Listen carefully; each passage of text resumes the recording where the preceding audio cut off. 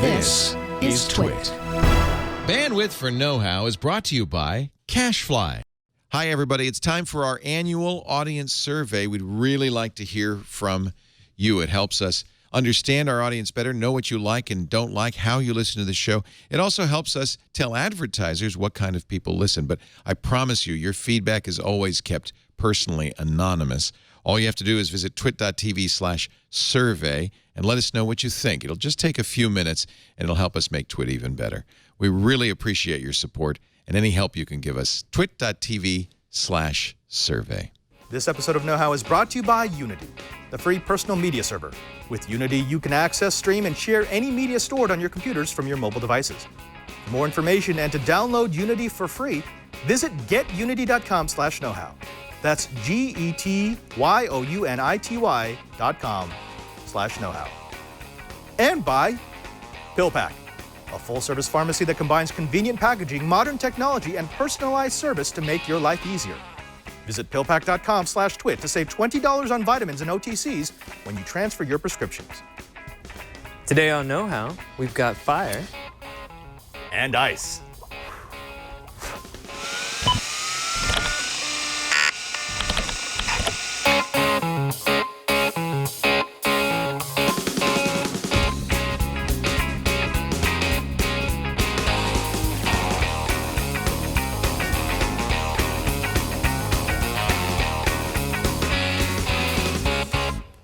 Welcome to Know-How. It's the Twitch show where we build, bend, break, and burn things. I'm Father Robert Ballecer. and Bryan Burnett. And for the next 45 minutes or so, we're going to show you some freaking science. That's what I've been looking forward to. Yeah, this is a little bit different. This is why one of the things I was really looking forward to in the shakeup of the format, because every once in a while, we don't have to do a project. We could just sort of play. We just want to know how things work. And if it involves setting things on fire and or freezing burning things, stuff, then so be it. Totally down with that. And that's exactly what we're going to be doing. We're going to be showing you a bunch of things that sort of circle around the Leidenfrost Effect. Now, you may not know what that is. If you do, sounds German.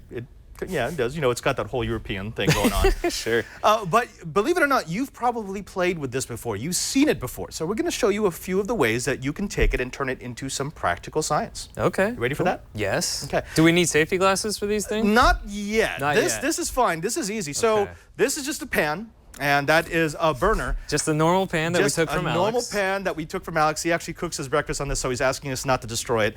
Too bad. Too bad. So right now the pan is, actually, can you see this on the other, there we go. This is at 222 degrees Celsius right now. Toasty. It's a little toasty. Let's turn that down a little bit.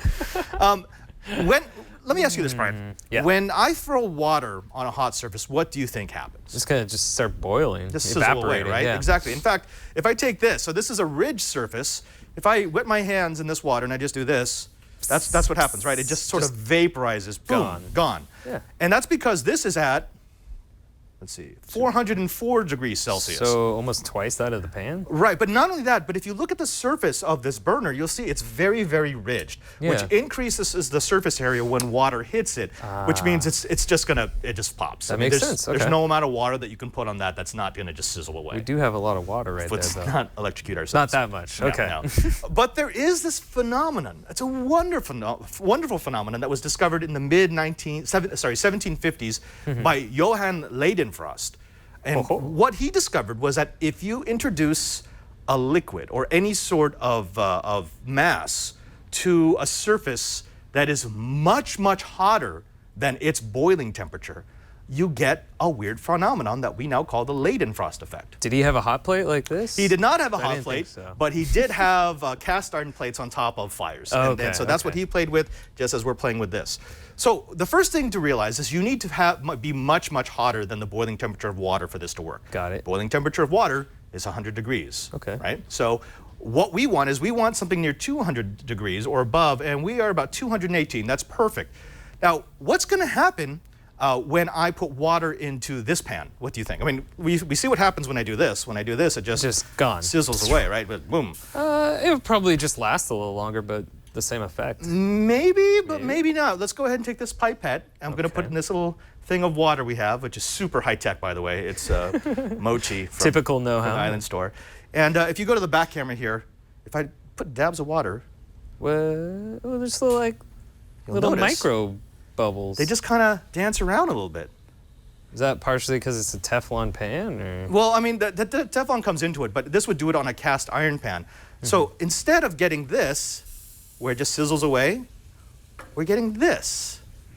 And it's not just a temperature. I could have this up at the temperature of the burner. Unfortunately, it would cook off the Teflon and be very, very toxic for us, so we're not going to do this. Right. This is actually the Leidenfrost effect. This is exactly what's happening. You see how you get like little bubbles and particles dancing? Look how long that's lasting. Yeah. There's no way that amount of water should be able to last on a surface as hot as this. This is more than twice the boiling temperature of H2O. Okay. So what's happening is as the liquid comes into contact with the surface, the bottom layer is going to vaporize.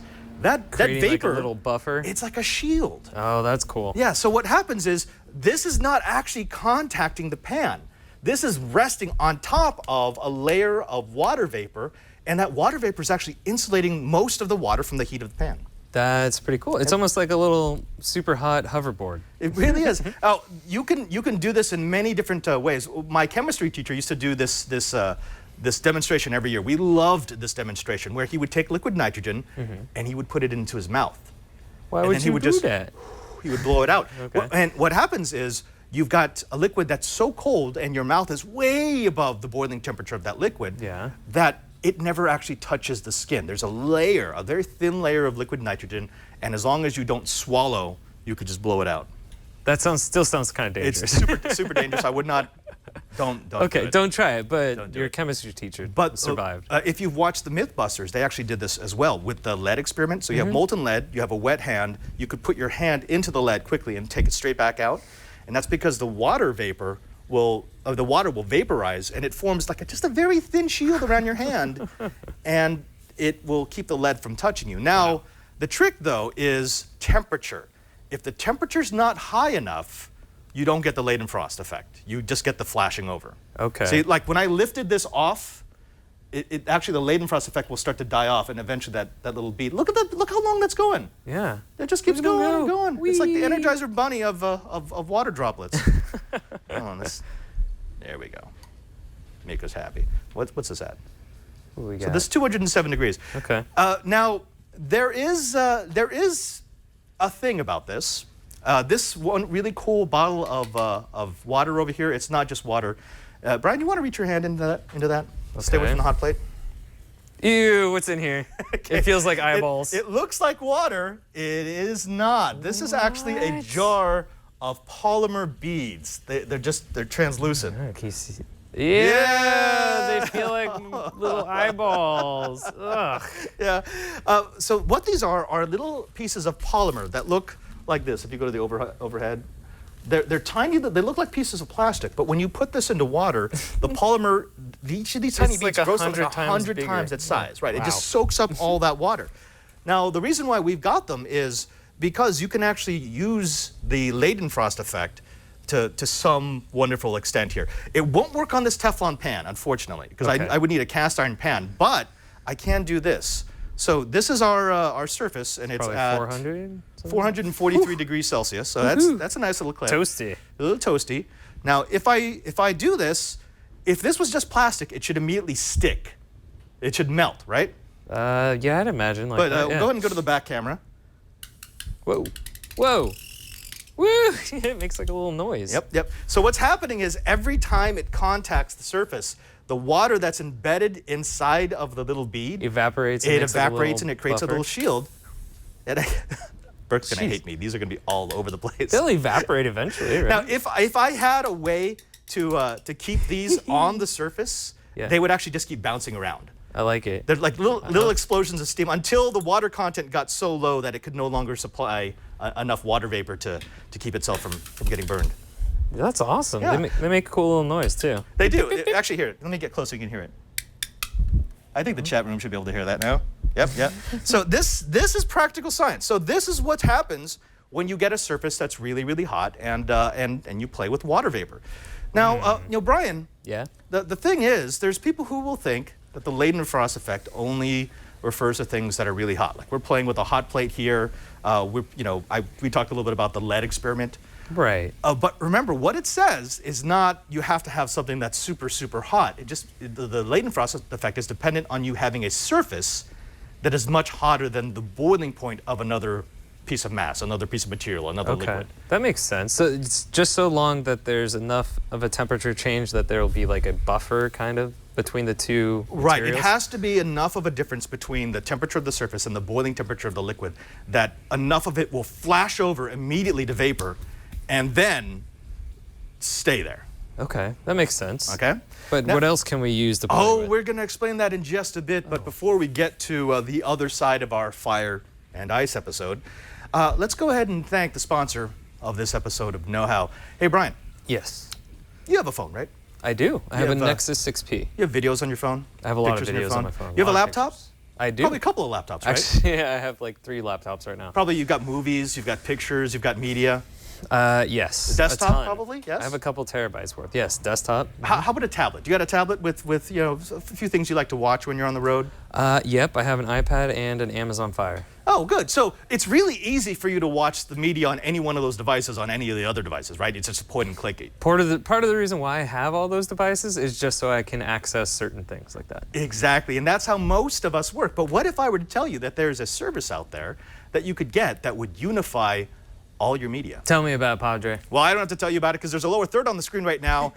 It's Unity. Now, Unity is the easiest way for you to unify all the media you have on the different devices that you currently own. Now, we know about that frustration of having your movies and your pictures and your videos on different devices, inaccessible from your phone if it's on your laptop, if it's on your laptop, not on your tablet, if it's on your tablet, not on your desktop.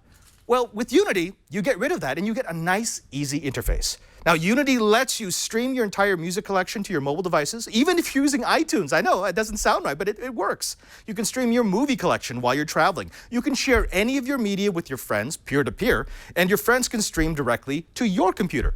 Now, you can install Unity on every computer you want to access, and Unity will unify all of your media and files into one organized menu in your Unity app. Also, you can automatically merge your iTunes accounts and libraries. This is great if you have multiple devices and over the years you've set up multiple, iTunes accounts because maybe you want one for the kids and one for you. Well, now put them all together. Have access to everything that you've already paid for. That's actually one of my favorite parts of the Unity service. You can also access all your Lightroom or Apple Photo libraries and photo albums. You can post photos stored on your computer directly to Instagram, and you can stream and share your GoPro videos. You can even use AirPlay to stream music or video straight to your TV. That's right, you just go to getunity.com/knowhow, getunity.com/knowhow, and you can do all of that. Here's what we want you to do. We want you to create your own private, personal media server at getunity.com/knowhow today and access all of your media and files on your mobile devices for free. Yeah, that's a pretty good price. To learn more and to get started with Unity, visit getunity.com/knowhow. That's getyunity.com/knowhow. And we thank Unity for their support of Know How. Hey, Brian. Yes. So we were talking a little bit about how it doesn't have to be just hot stuff, right? No, it could be cold stuff. Cold stuff. Anything with a huge temperature differential, you're going to experience the Leidenfrost effect. And dangerous enough to Yes, there's a reason why you're wearing gloves and glasses, and I'm now putting on my safety glasses. We are going to be dealing with dry ice. So dry ice is, it's minus 173 degrees, I think. It's a little chilly. It's chilly. It's cold stuff. You don't want, minus 78.5 degrees Celsius. Okay. You don't want this on your skin. It will burn. You don't want to pick it up without gloves. And even with these gloves, I wouldn't hold them too long. This is like the right split between the ability to manipulate and protecting your hands. Okay. As long as we're treading that fine line. As long as we're treading that fine line. What I've got here is I've got a chest of dry ice. Now, I actually had this inside of a bigger chest because we needed this to last. I actually bought this 24 hours ago because I needed to experiment at home and because I needed to make dry ice bombs. Okay. It's necessary. I heard you like chest, so I put a chest in your chest. Okay, so inside here, I just bought this from Lucky's, by the way. It used to be hard to get dry ice. Now it's incredibly easy. I'm gonna find myself a nice smallish piece. Here we go. So this is dry ice. This is what dry ice looks like. Just white. You want to go to that? Nothing too exciting. There we go. About Yeah, it. exactly. It just looks. That's actually frozen CO2. That's CO2 that gets down to 78.5 degrees Celsius at 1 atmosphere of pressure. And what you get is you get a solid. Now, dry ice will sublimate. It does not go through a liquid. There is no liquid CO2 here. It's going to go directly air to solid. It's going to go from a solid directly into a gas. Wow. Which is cool. That's one of these phase-changing things. But look what happens when I put dry ice into water. Now, with the boiling temperature of this at minus 78.5 degrees Celsius, obviously this water, which is very close to boiling, it's like 90 degrees. Actually, go back to the other angle. I'm just doing this so they can see it. It should flash over. This is so much hotter than what is the boiling temperature, the phase change temperature of this dry ice, that this dry ice should turn into nothing almost immediately. But it doesn't because of the Leidenfrost Effect. Oh, yeah, no, because of the sausage effect. No, because of the Leidenfrost effect. What's happening is as the water is making contact with the dry ice in there, it's evaporating the CO2, but the CO2 then forms sort of a protective barrier around the dry ice so that you don't get a massive amount of surface area that's making direct contact with the water. So in what I get is I get CO2 coming off, and that's what all that nice little And the CO2 vapor is heavier than the air around it, so it just kind of floats exactly. down. So take a look at that. So notice how the vapor is hugging the ground. That's because CO2 is a lot heavier than the air that we breathe.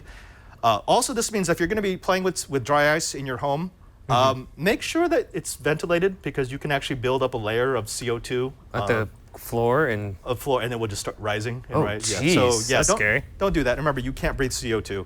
Just ask Mark Watney. Yeah, that's true. Yeah. But this is the exact same effect. So even though we're talking about a huge difference of temperatures, one was incredibly hot. We had a 400-degree hot plate. We had a 200-degree pan. This we're dealing bad Brian. Tempted. This we're dealing with minus 78.5 degree material, CO2, and 80-degree water. But there's enough of a difference that you're going to have that nice little Leidenfrost effect. But there's not enough of a difference for me to hold this in my bare hand without freezing, because there's not enough moisture material. Yeah, I mean, no, just don't do that. Don't do that. That's just a bad idea. Good, It's okay. just a hugely bad idea. Now, there are a couple of other cool things that you can do with this. So we know that it's going to sublimate, and believe it or not, we can make comets. Comets? Comets. So when we Is that why we have the glasses, Padre? That's why we have the glasses, because we're going to be shattering some CO2. So let's take our little cool thing of CO2. We're gonna place it over here. This is space. The plate is space. Space, yes. The plate is space. The final dimension. This is the final or dimension. Frontier. Sorry. I've got a little bit of water. I want just a tiny bit, just enough to sort of fill in the basin, say like that. Actually, that might be too much. We'll find out. That's always what you want to hear before an experiment.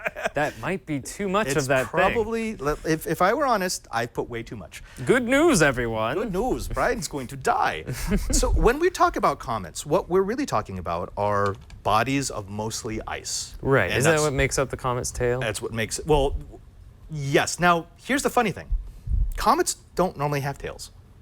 Right. It's actually the sun warming it when up? they get close enough to a source of heat, like a star. Right. What will happen is these balls of mostly ice, and again, it's water ice and CO2, dry ice, combined with dust and bits of rock, you'll get wind. You'll actually get pressure, solar winds from that star. What will happen is it will evaporate some of the dry ice, it will evaporate some of the water, and you get that tail of vapor and debris just coming off of the comet. Right. But remember, most comets you cannot see without a telescope and without knowing where they are. They're very, very small compared to most celestial bodies. Right. And unless they are near a sun, they don't have any of that outgassing. So you wouldn't be able to see much. Yeah, they're just dark. They're dark chunks of ice. All right. But we can simulate that because we actually have a way of creating outgassing. I've had outgassing before. I knew it. All right, so we're gonna go back into the dry ice box here. So we got our gloves on. This is actually fun. Oh, does it create like a vacuum every yeah, time because you it's so close it? cold, it creates a little vacuum. We're gonna take our dry ice here, and we're gonna shatter it really quickly. And remember, folks, again, do not do this with your bare hands. That is such a bad idea. Do not do it in front of your co-host. Do it in front of your Dangerous co-host. perimeter. Please Okay, here we go. See? We want little teeny tiny chunks. Okay. Actually, here. Oh man, I sealed it again. I'm not that strong, Brian. Dude, if you need my help, just let me know. What I need is a hammer. Hey, Burke, give me a hammer. Actually, no, don't do that. That would be very bad because we'd get pieces everywhere. All right. Okay. So we've got that piece. So if I do this. Ooh, that's cool. Go ahead and go to that overhead. Oh, okay. Sorry about that.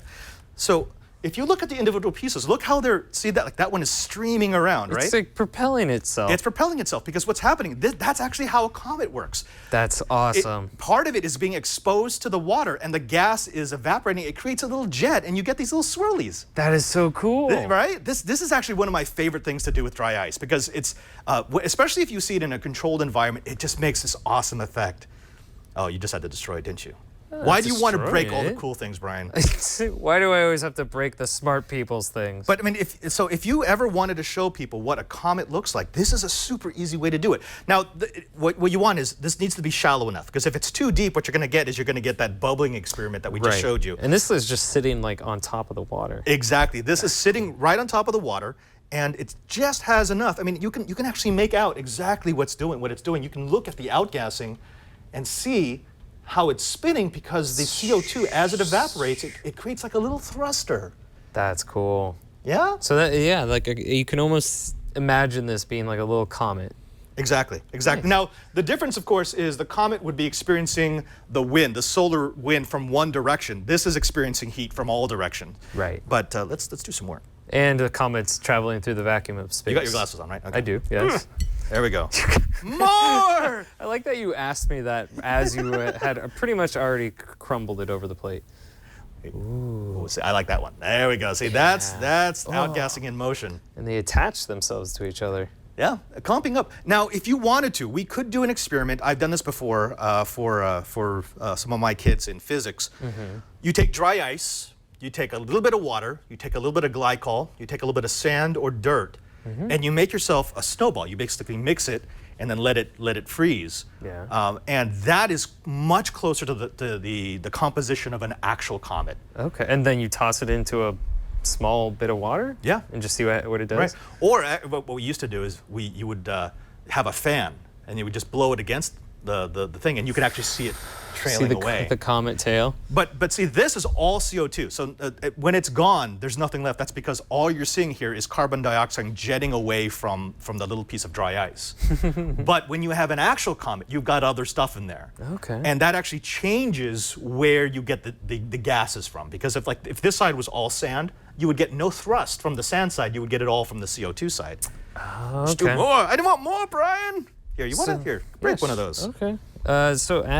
Because when it's a gas, it is cold. Yes, when it's a gas, it takes up a lot more volume. So what if you put this in a confined space?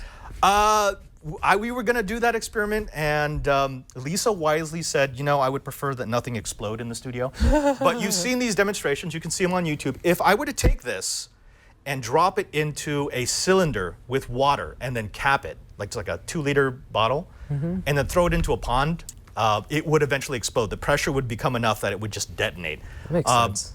I would not suggest you do that. Please don't do that. I actually have a friend who has severe nerve damage because he was holding on to it and then it detonated. Because there's no timing. If you put too much, it could flash over and then. Yeah. But yeah, this is fun and this is relatively low risk. I love doing this. You just that one goes in there. There we go. So this is fun with CO2, and this is all very teachable science. If you have a science fair kid, if you have someone of age who wants to start playing with physics, this is a great thing to do. They're like attracted to each other. Yeah, it's pretty cool. I love this. I love this stuff. This is pure science. Now, Brian, we've been playing with the Leidenfrost Effect. We've been playing with outgassing. I want to do something a bit more involved. This feels pretty involved. This is pretty involved, but this is just showing off some basic physical principles. Okay. What about us showing people how to make tornadoes? Yes, I'm all for that. Okay. When we come back, we're going to show you how to make yourself some tornadoes, but before we do that, we're going to take off our safety gear. And we're going to tell you all about a sponsor of Know How that we really appreciate because they help to make our prescriptions so much easier to get. It's PillPack. Now, Brian, you know this. I know that you're type 1 diabetic. I am. And I have a lot of medications I have to take because I'm old, and old Right, people and you have never to take a lot get of out pills. in the sun. And I don't get out in the sun, and I have a massive vitamin B deficiency. But I have to say, it's not the easiest thing for me to remember to take the pills I'm supposed to take. Right, when every day at the same time. Well, don't you have one of those little container things? Yeah. Yeah, and you know what happens? I forget where I put the container. I need a right. container to hold the containers so that I can remember to open the container. That would be nice. Actually, what my biggest sin is a lot of the times I'll take a week's worth of pills and then I'll forget to fill the box back up. And then I'm like, wait, did I take it today? I don't know. Yeah. I'll just wait till tomorrow. Yeah, folks, you could do that. You could go ahead and buy yourself a low-tech plastic pill box. You could try to remember to take your prescriptions on time, or you could just use PillPack, the easiest way to get your prescriptions and your OTCs available on the internet. Now, PillPack is a revolutionary way for you to get those medications. You don't have to go to a pharmacy to get your prescriptions. You don't have to talk to a doctor to get your OTCs in a container. Your PillPack arrives in a convenient, recyclable dispenser. It has one easy-to-read label that includes an image of each medication and direction. Now, these are what they look like. It actually has the date and the time you're supposed to tell it, as well as what's in it. Now, that is incredibly accurate because not only do they use robots to put these together, but they have an image system that will recognize each pill that's going into the pack to make sure that you're getting the right medication. Now, people are still an important part of the equation. It's not all robots. PillPack's pharmacists are available 24/7 from the privacy of your own home, so no more long lines or awkward conversations at the pharmacy. They also proactively call your doctor for you to manage all your refills so that you never run out. You're not going to get to the end of your 90-day supply and realize, oh, I need to schedule another appointment with my doctor. PillPack takes care of that. It's compatible with most major insurance plans, including most forms of Medicare Part D. When you sign up for PillPack, they make sure that your insurance is compatible before they transfer any of your medications. It was recognized by Time Magazine as a top 25 invention. Jill Duffy gave it a great review in PC Magazine, who named PillPack an editor's choice as a health service. There's also a PillPack medication reminder app for you iPhone and Apple Watch users, so you can bring your medication into the digital world. PillPack is simple, convenient, and modern. You won't believe how cool it is until you try it. So here's what I want you to do. I want you to visit pillpack.com/twit. That's pillpack.com/twit to sign up now. Their site is beautiful and it only takes 5 minutes for you to sign up. When you use our link and transfer your prescriptions to PillPack, you'll also get a credit for $20 worth of vitamins and OTCs. Once again, that's pillpack.com/twit. Pillpack.com/twit. And we thank PillPack for their support of Know How. Hey, Brian. Yo. You know what we want to do now? Create a vortex. Of that's fun. awesomeness. And we're actually going to do this on the cheap. So I literally, 5 minutes before we did the show, Typical Know-How. I went downstairs and I found stuff that Burke had tried to hide from me. You scavenged it from him. Yeah. So this window is, actually, from?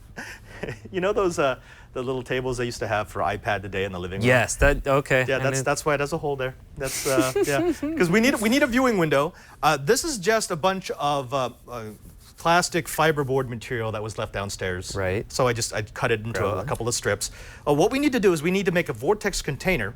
We need to have some sort of way to pull air out of that container. Right. And then we need a way to make the vortex visible. And so dry ice, a giant CPU fan, yep. and it looks like a battery here. A battery. This is the battery control from if you remember when we did the cyborg arm cooler. Yeah, I remember that. We use this a lot because it's very useful. There's a threat of me being electrocuted. Yes, which makes every project better.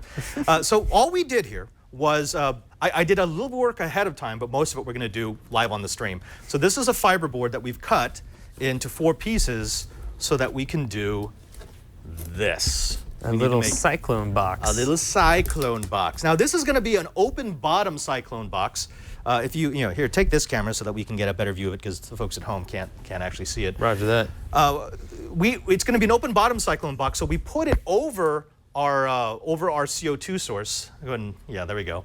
Look at that, and we'll be able to pull air up through the top, and we'll be able to see it through the window. Cool. That's the idea. That's the idea. That's live TV, folks. We'll see what happens. Not quite sure if that's going to work. So we're going to be using gaffer's tape, super high-tech tape. I love gaffer's tape. to join these segments.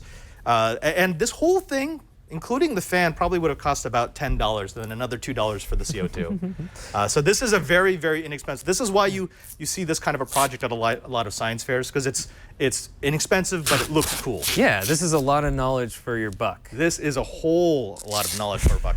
Now we're going to do it two ways. We're going to do it the wrong way, and then we're going to do it the right way, because that's what we do in know-how. We make the mistakes so you don't have to. Let me do this. There we go. So I'm just sealing the edges. Oh, here. Oh, let's get those edges. Oh yeah, on look at that. That is a super professional taping job. Wow. You don't see that in corporate America. That's the way gaffer's tape's supposed to be used. That's how know-how rolls. Okay, and then we'll do this side as well. Okay. So again, we're making ourselves a box because we want to be able to control the flow of air. Right. And then we want to be able to visualize that flow of air, which is what the CO2 is for. When it makes that vapor will make the flow visible. Otherwise, we wouldn't be able to see anything at all. Now, you don't have to use CO2. I've done this project with smoke machines. I've done this project with ultrasonic humidifiers. Anything that will give you vapor will work just fine. It can't be heavy vapor because you need the air to carry it. Again, whoa, super pro taping job. Only one really bad wrinkled seam. That's horrible.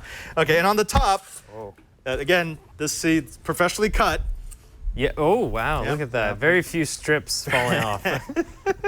You can tell when it's a know-how job when you go, that is almost kind of like what it's supposed to look like. It's so close. It's so far away. It's really, really close to what I thought it should be.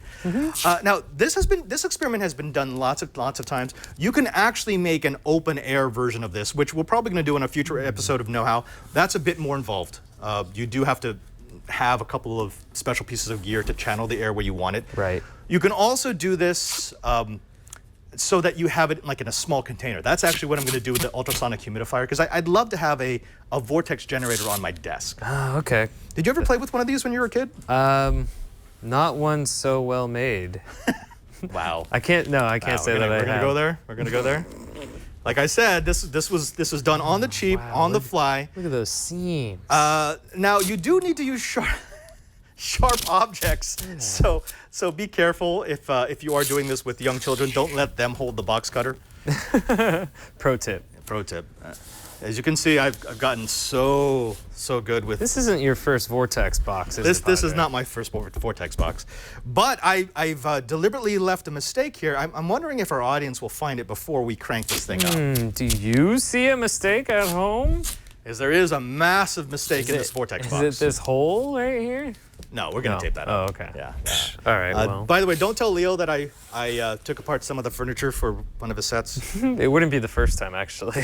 Okay, let's tape over that little hole, because that actually will affect the airflow dynamics. All right.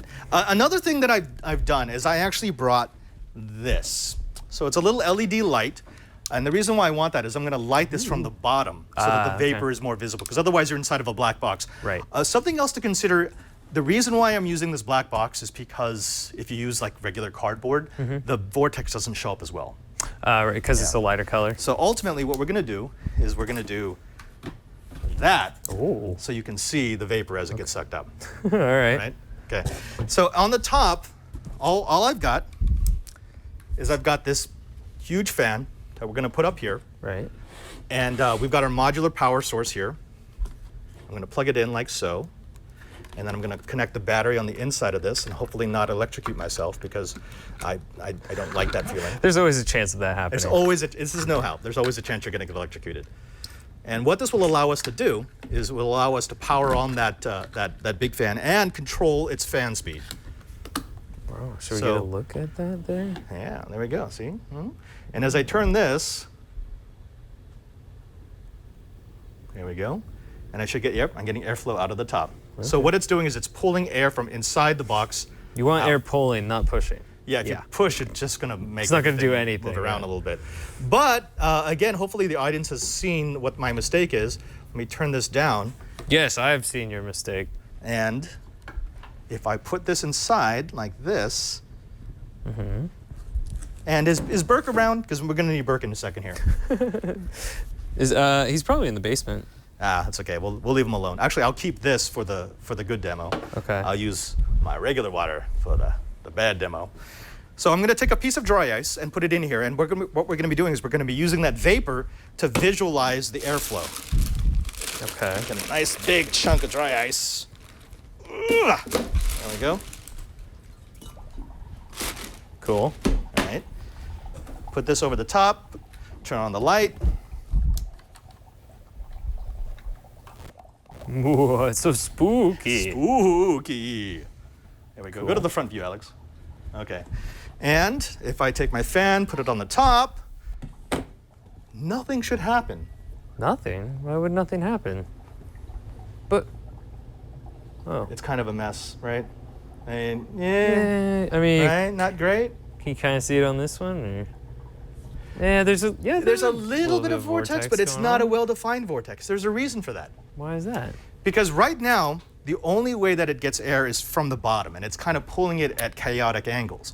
What you want in a vortex generator is you want a way to create opposite motion. Because I want this thing to be rotating in the same direction as my fan. And if you look at my fan is rotating like this. Right. Right? So I want to be able to make everything rotate like that. So I have to put a slit on this side of the box and on that side of the box. So here in the front, there in the back. And what it will do is as it sucks in air, it will just create that natural turning motion. Okay. Clever, Okay. Padre. Yeah. So how are you going to just cut a hole with We're box just going to cutter? cut hole with our super handy dandy box cutter. The easiest way to do this is just to make a slit. You just want to make a slit cut up one side and down the other, but you want them on opposite sides. And you remember, visualize the air mass turning the same way as the fan. That makes because sense. otherwise you're working against the natural inclination of the fan to turn air. So I'm just going to cut in like this. Again, super high tech here. Super high. You don't even know, folks. Oh, wow, yeah. You don't even know. Look at that. Whew. Yeah. Look at that slit. Oh, Come here. easy. Come here. He does it. Ugh. Careful. You want to do the other side? Yeah, sure, I'll try. All right. Try and keep it about the Take same that. size. Actually, Whoop. hold on. Let me pull this out. There we go. Oh. Come here. Yeah, it's not too easy to get out. I is it? got my side. You do your side. Okay.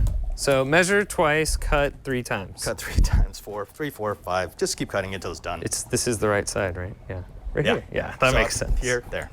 Okay. Did you go all the way down? Or? Well, not all the way down. I don't want to destroy the box. Right. so The integrity of the box that would is be key. That would be bad. Whee. See? Little slit. This is fun. All right. Well, it's easy cutting up and down because that's where the Side yeah. might be a little bit more of a challenge. Let me just do it, Brian. got it. Wow. Done. That was not bad. That was not bad. Actually, mine's still stuck, so you did better than I did. Hold on. It's okay, because I watched you do it. I was like, yep, I'll do it differently. It's always hard being the first person cutting. Okay, good. So we've got our little vortex box, and actually I'm going to replace it with some fresh CO2. Fresh. Fresh CO2. And this is warmer. So, because what's going to happen is I want it to last. As you drop the CO2 in there, the water's going to get colder and colder. Starts to get, yeah, so then there's less and less There's more less vapor. and less vapor, right? Okay, that makes sense. There we go. Chunk of CO2. That's a big chunk. Okay. All right. Aha! Oh, there you go. Bloop. Oh, How yeah. about that? Okay, Oh, go ahead and look raise at it up. that. Oh, yes, sorry. Okay. Okay. There we go. All right, now if we put this thing up top. Making like a cryo chamber. Whoa. Whoa. Oh, there we go.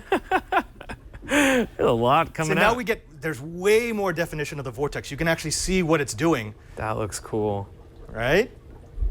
And that the Ooh. flashing is what's happening when there's enough vapor to really redirect the light. You get that. That So looks- and that's just by adding those little slits. So adding those slits on the side of the chamber really gets it turning. That's awesome. Yeah. And actually we can change how it does by moving this a little. See, now it's more centered. Oh, yeah. Yeah. Because if it's at an off angle, it makes the vortex kind of twist before Twist. it goes up and out. Very neat. But see, this is so much fun. Again, this is just dry ice in some warm water with a box, and I spilled water all over the place.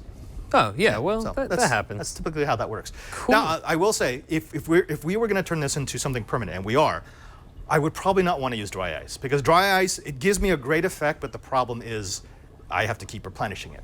Right. It doesn't, and yeah, it won't last that long as far as it keeps cooling the water. Precisely.